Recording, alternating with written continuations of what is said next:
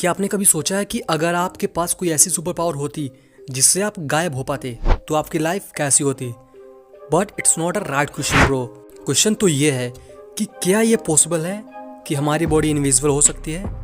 आइए इसे दो तरीके से समझते हैं, विज्ञान और ध्यान से। फर्स्ट, साइंस के अकॉर्डिंग तो ये पॉसिबल है। देखो, साइंस लॉजिक के हिसाब से सोचता है, तो इसके हिसाब से समझे तो पहले ये समझना होगा कि चीज़ें दिखाई कैसे देती हैं। सिंपल एक्सप्लेनेशन, जब लाइट किसी ऑब्जेक्ट से रिफ्लेक्ट होकर के हमारी आंखों के रेटिना तक पहुंचती है तो वो चीज़, वो ऑब्जेक्ट हमें दिखाई देती है। तो हमारे बॉडी पर कुछ ऐसा प्लांट कर दिया जाए जिससे लाइट रिफ्लेक्ट ना होकर ऑब्जेक्ट के बॉडी के आर पार चली जाए, तो इससे ये होगा कि वो ऑब्जेक्ट गायब हो जाएगा।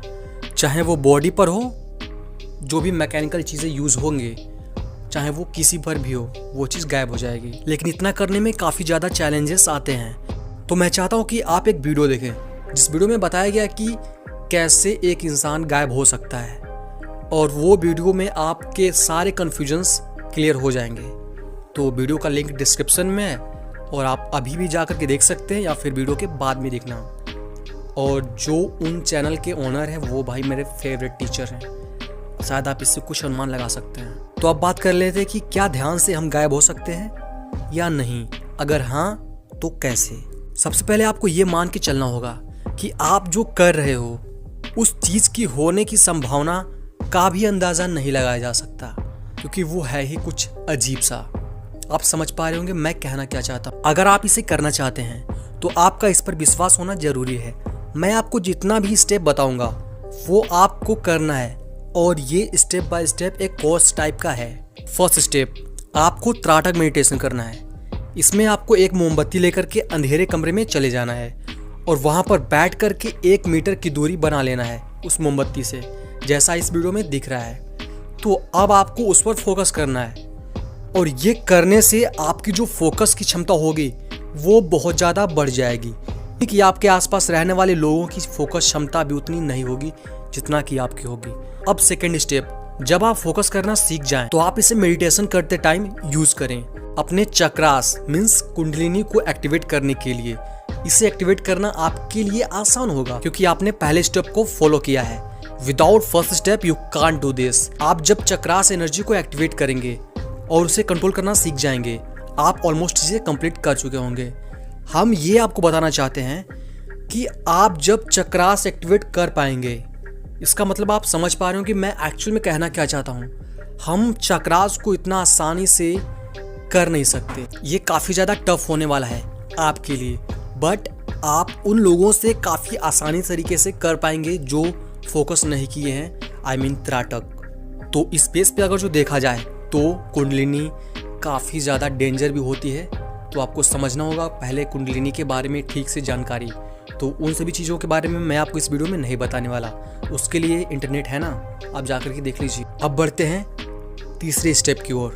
जब आप कुंडलिनी की शक्ति को कंट्रोल करना सीख जाएं, जब उसे एक्टिवेट कर पाएं, तब आपको विजुअलाइजेशन करना होगा। उसे आप वास्तविक में कर पाएंगे जिसे आप सोच सकते हैं। कहने का मतलब ये है, आप जिसे वास्तविकता में देखना चाहते हैं, आप ये सोचना चाहते हैं, आप ये करना चाहते हैं कि आपकी बॉडी गायब हो जाए, तो सिंपल आपको ये कल्पना करना होगा कि एक स्थान पर, आप चाहे जिस स्थान की भी बात कर लें, वहाँ पर आप अपने आप को गायब होता हुआ देख पा रहे हैं, और उसका असर आपके दिमाग पे होगा। जब आप सच में अपनी कुंडलिनी को एक्टिवेट कर पाएंगे तो ये सभी चीज़ें आप पहले ही समझ जाएंगे कि एक्चुअल में होता क्या है, एक गायब होने की प्रक्रिया में होगा क्या। तो ये जो विजुअलाइजेशन का स्टेप है, आप इसे करने से पहले ही चीज़ें समझ जाएंगे।